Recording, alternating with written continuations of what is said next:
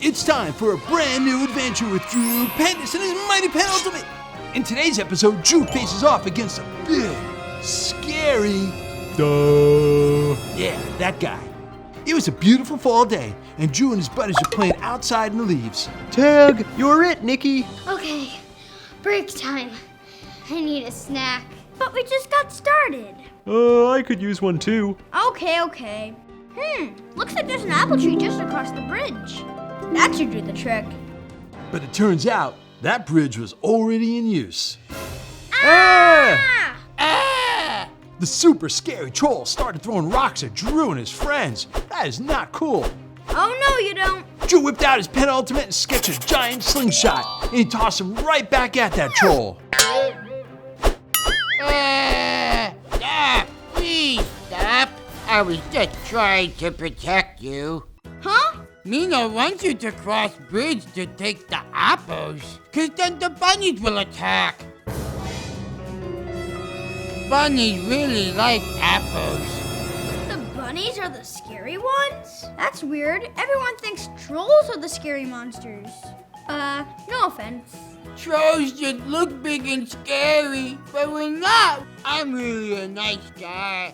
Didn't see that coming. You know, I did a report on trolls once. They're actually really interesting creatures. Here's what I learned. These are trolls. Some trolls are big, and others are small, but they all seem to have similar features. Trolls are often very large, smelly, and dirty. This most likely comes from their unhealthy diet of eating only mountain goats. Their skin is very tough and has many shades of gray in its coloring. When trolls are sleeping, they can often be mistaken for a pile of rocks. Their hair is made of bushes and trees, as this helps them hide when they don't want to be seen. A troll with a great hairdo can look like a nice place for a mountain goat to rest and get some shade.